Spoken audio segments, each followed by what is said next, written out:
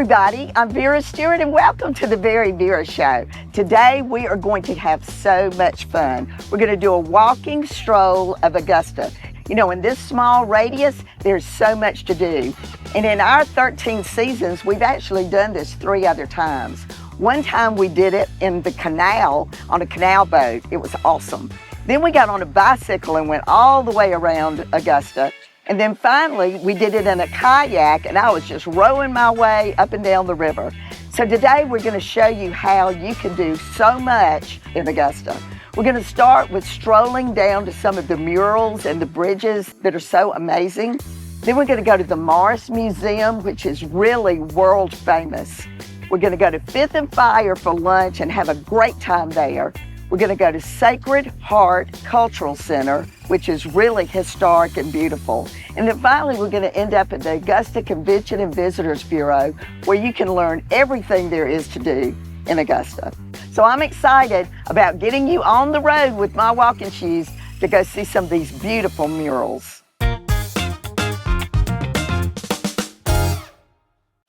Art is accessible in so many different ways here in downtown Augusta. We've got public art trails, and we've also got beautiful murals. There's over 30 right here in downtown Augusta, and you can pick up information on that at the Augusta Convention and Visitors Bureau. All right, so one of my absolute favorite murals is the Respect mural. We did a show there, and I rode the bicycle up and down in front of the Respect mural. It was so much fun. So I think you would really enjoy seeing that one up close. The Spirit of Funk is the godfather of all murals. It is James Brown. It's on Broad Street, and it is massive. It was done in 2020. It took about 2 years. A local artist, Cole Fail, did this along with a dozen other murals. And it actually speaks to the lyrics of some of James Brown's famous hits. So it's really brightened up our downtown. And then the 5th Street Freedom Bridge is another historic landmark that's gotten a facelift. It was a 2-year renovation. We've got beautiful lighting under it. There's painting on the top of it. This is where a lot of people go now to actually view the Savannah River. So it's just a great place to stop and just enjoy the sights of the river here in Augusta. And then finally, the Riverwalk. This goes on and on, all the way from one end of our downtown to the other. Beautiful scenery all along the way, like I said. I actually catered the grand opening of this back in the early 90s for 2,000 people. And somebody asked me recently, do you remember what you served? And of course I don't. But it was a beautiful night, and this is still a very popular part of our town for locals as well as people that are here from out of town. So in terms of art, there are so many places that you can go downtown and actually purchase art. One of my favorites is Art on Broad, lots of local pottery, jewelry, paintings. And then Candle always has beautiful exhibits. That's a great one, as well as the Westaboo Gallery. So there's lots to do. I'm ready to show you more in Augusta, so stay tuned.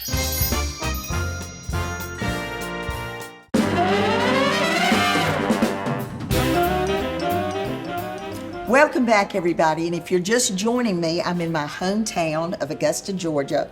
I've had the loveliest walk on the Riverwalk, and now I'm in an amazing facility, the Morris Museum of Art, and I'm joined by the director, Kevin Grogan, and he knows everything there is to know about this museum. Well, thank you. So why don't you start with the history? Well, the history is a fairly brief one. The museum was founded in 1992, but even at that, it is the oldest museum in the country that is specifically and narrowly devoted to the art and artists of the American South.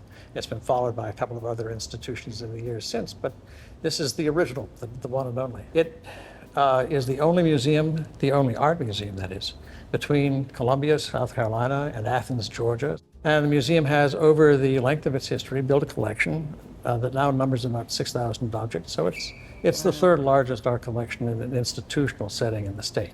And you would never know that it is as old as it is. This is so well kept. The art is constantly rotating. How are you supported in this venture? You know, as with many cultural institutions, we depend on a number of revenue streams.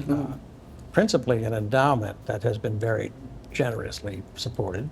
But we also depend on grants and gifts and admissions revenues from the museum store and other kinds of special events and activities. And we have a once annual fundraising gala that contributes a good deal of money to the museum. I'm glad of that too. Well, and coming back today, and needless to say, I pop in and out from time to time, and of course I recognize the art that's always here, but you constantly have exhibits as well. We do. I think it would be safe to say that our ambition here is for anyone to come here once every 3 months, say, and find something new to see. So that's about the same frequency that we change out special temporary exhibitions. And the educational services that you offer that are available on your website, give us a little bit of information on that. Well, they're vast. We offer school tours for free. Yeah, there was one here today. Yes, good. Richmond and Columbia County public school students come here for free. Numbers of independent school students come here for free through a school membership program.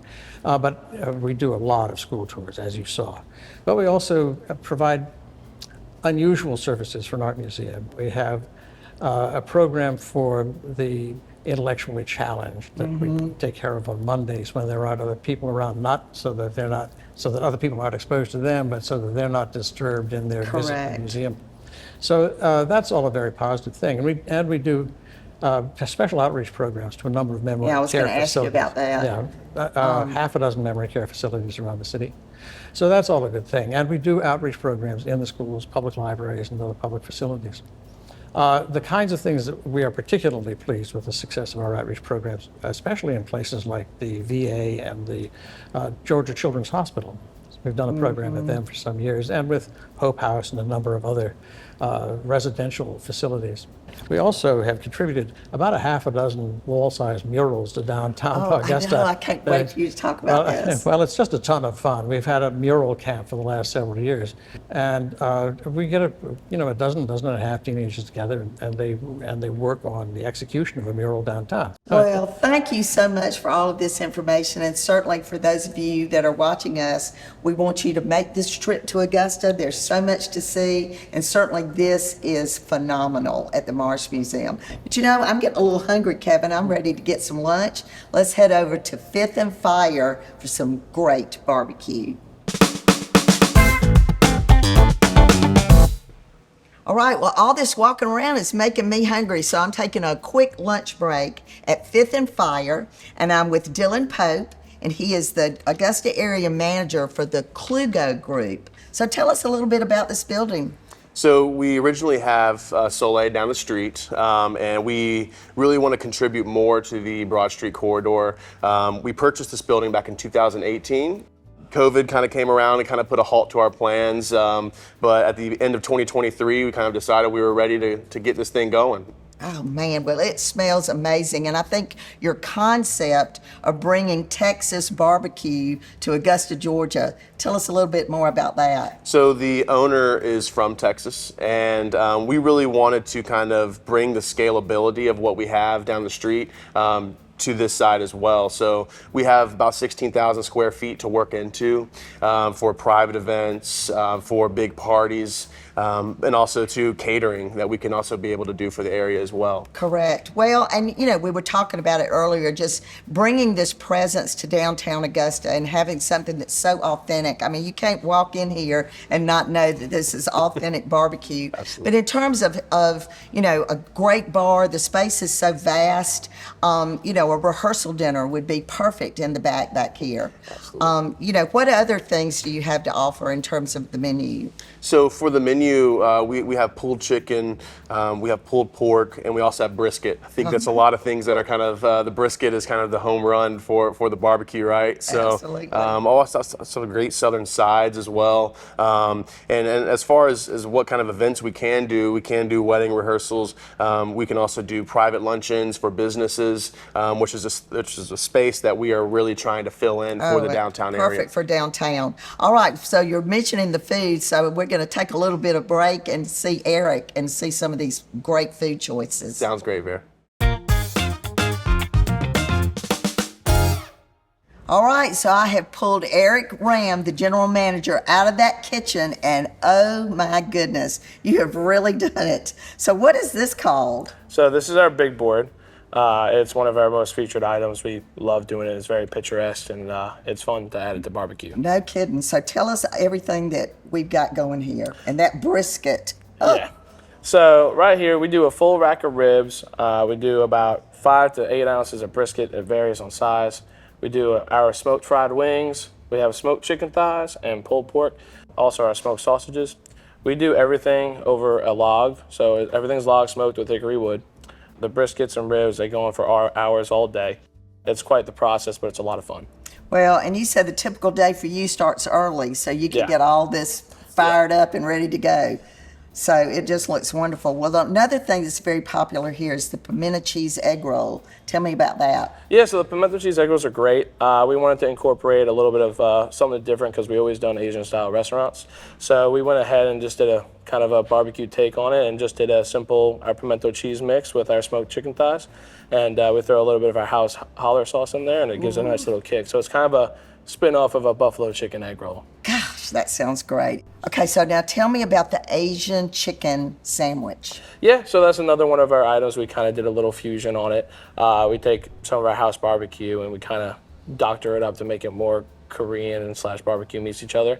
And we do a fresh Asian slaw on the sandwich on a ciabatta roll, toast it off and everything. It's quite good and it's quite light, which is nice for barbecue. So you don't have to be super full to come here. And this cocktail is so attractive. Tell me about that. Yeah, so this is our seasonal cocktail, the Little Miss Lavender. We do a actual homemade lavender simple syrup for this drink. It's got fresh lemon juice, mint, blueberries, a little bit of agave, and some club soda to top it off. And it's a really nice light drink. It's great with this. Well, tell me what your hours are. So right now our hours, Wednesday through Saturday. Wednesday through Friday, we're open 11 o'clock in the morning to 10 o'clock at night. Saturday is modified right now. It's only 4 to 10, but eventually we will be 11 to 10 on Saturdays. Oh, I bet that for sure. Yeah. All right, so we're going to head to our next location, Sacred Heart Cultural Center. Thank you so much, Thank you. Eric. See you in just a few minutes.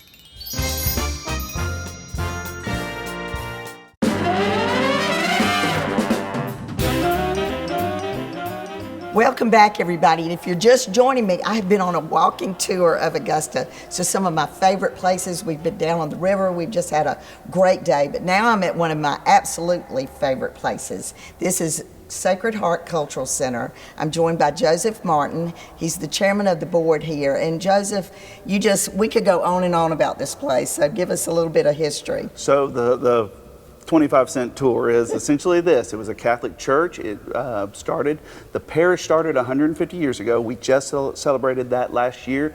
This building actually was built 125 years ago. We're celebrating 125 years this year.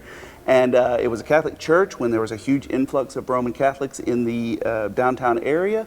After the big flood in the early 1900s, everybody moved up as far as they could up the hill, and they didn't need 3 churches. And so this building was shut down in 1971, and the diocese was going to bulldoze it and sell the land. And the Knox family came in, and the Knox Foundation purchased the building and set up a nonprofit organization, Sacred Heart Cultural Center, and was reopened in 1987. And guess who did the grand opening catering? I mean, honestly, 600 people out of my home kitchen. It was amazing. So there's a lot of real strong influence in the architecture of this building. Right. So this building is built very Catholic, very traditional. If you look from above, it looks like a cross. So you have the main altar and the 2 wings, and then we have what we call the Great Hall. The Great Hall is beautiful because of the stained glass. It tells the story of Christ's life and death going clockwise, and then in between the windows, it's the Stations of the Cross. And so there's a lot of iconography, but it is absolutely beautiful, this entire place. Oh, well, and I'm sitting here looking at one right now. It's just amazing. So the cultural events and art exhibits that are here, I mean, they're just all the time. Right, because it's a cultural center, we want to really focus on the arts. Our rectory houses the Augusta Players, the Greater Augusta Arts Council, and so lots of events happen here. We have choral concerts, we have private concerts, so we really try to make it accessible and art accessible to the entire CSRA. We have an art hall with a rotating group of local and regional artists, and it's really beautiful, some of the things that we get to host here. Well, one of the things that's really brought a lot of attention, other than the golf tournament in Augusta, Right. is the Garden Festival that you all do. Right. So tell us about that. So the Garden City Festival is a chance for individuals in our area, like you said, from all over to come in there. We usually have private tours of private gardens, and we have vendors and things like that. But it's every spring. That's an annual Yeah, event. everybody needs to put that on their calendar. Okay, so earlier I did the audio tour. Right. And I mean, you learn so much. It's so interesting. So tell us a little bit more about that and how the children can get involved. So it's amazing the number of people who say, I've lived in Augusta my entire life, I've never been in there. This place is open free of charge from 9 to 5 every day. We invite people to come in and take a tour. We have a self-guided tour that's completely free, but if you'd like an audio tour, it's $5, and it's really great because it not only tells you about the architecture, but it tells you the history of not just Sacred Heart, but of Augusta. And it has first-hand accounts of people who grew up here. And we want to keep kids involved as well. And so we have an I Spy that goes along with it. So as parents move around to each station, every spot, the kids have something to do and look for, and after they complete it, they get a prize in our gift shop. I cannot wait to bring my grandchildren to do that. All right, so what about the candlelight tours and the things that you do during the Christmas holidays? So we have lots of events here. We host over 100 events, not including weddings, and those, I mean, every weekend we have weddings here. But a couple of things that we really want to highlight: we do candlelight concerts. That's a separate organization that just rents it, but it's absolutely beautiful. A great date night. We have that. We have a Christmas in July event where we have lots of vendors for people to come in. We have our Christmas event that is hosted by our guild, which is the volunteer wing of Sacred Heart. And then my personal favorite event to invite people to is the Festival of 9 Lessons and Carols, which happens at the beginning of December. It's the most sacred event that we do, and it's great because we've just gone through Black Friday and everything's ramping up. And Y'all need to put that on your calendar. It's nice to take a night to kind of get back to the real purpose and reason of the Christmas. We could talk about Sacred Heart all day long, but we're going to move on down to the Augusta Convention and Visitors Bureau to learn more and close the show. But I want to thank you, Joseph, and for your volunteer efforts that you put into this facility. So come back with us in just a few minutes.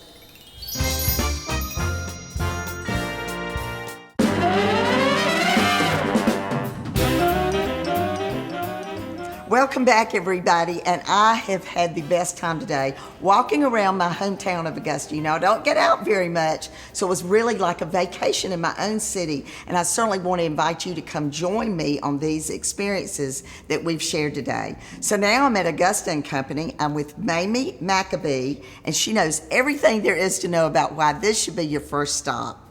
Yes, Augusta Company is Augusta's local experience center. So we're here to tell you all the things that you can see and do in Augusta. We are equipped with local experts that can tell you all about our restaurants, our attractions, local places to do shopping, and just have a great time while you're here. Well, and one of the things I love is that you have little vignettes set up around with the different things that are going on. There's a calendar in the back that tells you what events are coming up in the next few days. Yes, we have a great calendar of events. We have a tasting bar where you can come in and taste the local booze and brews. We've got a local art gallery that rotates every quarter. It's curated by the Greater Augusta Arts Council, so definitely come in and see that. Oh, absolutely. Well, one of the things that we were talking about earlier was it's either your first stop or your last stop. So why should it be both? Well, as a first stop, you want to come in and find all the things to see and do to make sure you have a great experience while you're here. As a last stop, we are a great place for a souvenir or just a way to take home a taste of Augusta. We've got a great local marketplace with a lot of local foods, local curated goods, handcrafted things by local makers, and so just a great place to take home a taste of Augusta. Well, and so many of you have been with this organization for such a long time. You know, the longevity here is quite impressive. But for me, having done this now with you guys as a partner for like the 4th time, all the different things that we've done, I continue to learn so much about my own city. And for those of you that are local, just remember that you can have a vacation right here in your own backyard. But for those of you that are watching and listening from all over the United States, we encourage you to come to Augusta for more reasons other than just golf, because there is so much to do and see here. So make a weekend out of it. I want to certainly thank our friends at Sacred Heart, the Morris Museum, Fifth and Fire that participated today, and certainly a special thanks to Augusta Company for the partnership throughout the year and for your allowing me to brag about my hometown of Augusta, Georgia. So as I always say on the VeryVera show, Mamie, and you know this, no matter what you do, do it in good taste. I hope you will come join me in my hometown and certainly come back and join us next week. If you have questions or comments about today's show, or you just want to know more, please join our email list at veryvera.com.